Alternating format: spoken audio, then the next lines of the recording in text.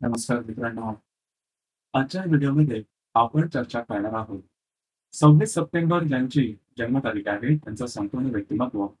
त्याचप्रमाणे यांना संपूर्ण वर्ष हे तुमच्यासाठी कशा प्रकारचे असेल, या संदर्भाची चर्चा आपण या व्हिडिओमध्ये करणार आहोत. सुरुवातीला ज्यांची जन्मतारीख 26 सप्टेंबरची आहे, त्या सर्वांना जन्मतारखेच्या मनापासून शुभेच्छा. येणारे संपूर्ण वर्ष तुमच्या सर्व इच्छा, आकांक्षा पूर्ण करो, हीच आमची सदिच्छा.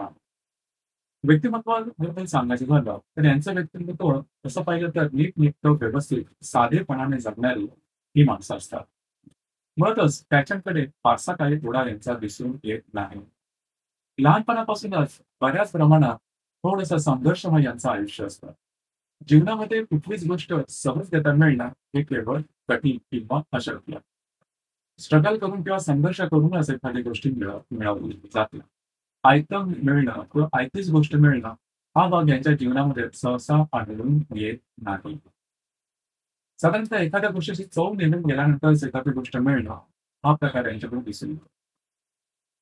संघर्ष आणि वाट पाहणं हा प्रकार यांच्या जीवनामध्ये बऱ्याच प्रमाणात असतो. जीवनातील महत्वाचे टप्पे जसे की शिक्षण पूर्ण होणं, आर्थिक स्थैर्य येणं, करिअर बनणं, विवाह होणं किंवा संतती सुख, या सर्व गोष्टींमध्ये थोडंसं वाट बघावी लागते. म्हणजे या सर्व गोष्टी आयुष्यात चव निघून गेल्यानंतर मग त्यामुळे थोडासा कडवटपणा हा यांच्या स्वभावात उतरलेला दिसतोय.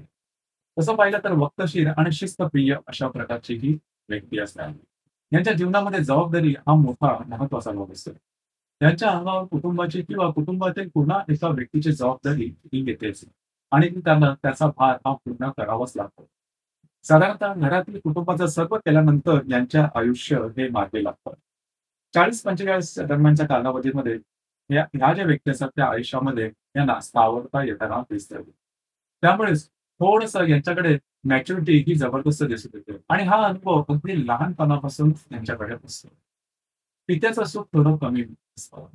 पित्याशी न जमणं, न पटणं किंवा पित्याच्या सुखामध्ये कमतरता, पित्याच्या जीवनामध्ये आर्थिक चढ-उतार हा प्रकार दिसून येतो आणि आर्थिक चढ-उतार ही गोष्ट यांच्याही जीवनामध्ये बऱ्याच प्रमाणात दिसून येते. तसंच पाहिलं तर या व्यक्ती थोड्याशा आटोपशीर असतात आणि थोड्याशा व्यवहारी सुद्धा असतात. पैसे कुठे, कधी, कसे खर्च करायचे, कसे कमवायचे यांचं गणित त्यांना उत्तम जमतं. परंतु असं असलं तरी पैशाची जी आमदनी म्हणतो तीच मुळात कमी असते. नैसर्गिक कंजूस असं म्हटलं तरी वावगं ठरणार नाही. दुसरी महत्वाची गोष्ट म्हणजे आरोग्य. आरोग्याच्या संदर्भामध्ये दूरगामी चालणाऱ्या ज्या व्याधी असतात, त्या व्याधी यांना होण्याची शक्यता जास्त प्रमाणात असते. हाडांचे विकार, त्याचप्रमाणे डोकेदुखी वगैरे हा प्रकार याच्यामध्ये जास्त प्रमाणात दिसून येतो. या व्यक्तींना थोडंसं आरोग्याकडे लक्ष देणं महत्त्वपूर्ण आहे. याचप्रमाणे यांचं कसं आयुष्य पाहिलं तर ते थोडंसं आयडियल असतं. म्हणजे यांच्या आयुष्यात मी कधीही चुकत नाही. आउट ऑफ द वे जाऊन गोष्टी कधी करत नाही. तरीसुद्धा थोडंसं संघर्षाचं जीवन यांचं दिसून येतं. जबाबदारी पूर्ण करत असल्यामुळे त्यांचं जीवन असतं हे थोडंसं आयडियल म्हटलं तरी हरकत नाही. एकंदरीत सांगायचं झालं तर संघर्ष आणि संयम यांनी परिपूर्ण अशा यांचं जीवन असतं. दुसरी महत्वाची गोष्ट म्हणजे वैवाहिक जीवनामध्ये किंवा प्रेमामध्ये सुद्धा यांना अशा प्रकारचा काहीसा अनुभव येतो. प्रेमामध्ये किंवा वैवाहिक जीवनामध्ये हे जरी चुकत नसले तरी समोरच्या व्यक्तीकडून अशा काही गोष्टी केल्या जातात की ज्याचा परिणाम यांना भोगावा लागतो आणि अशाच प्रकारचे अनुभव काहीसे यांना त्यांच्या वैयक्तिक जीवनामध्ये सुद्धा येतात.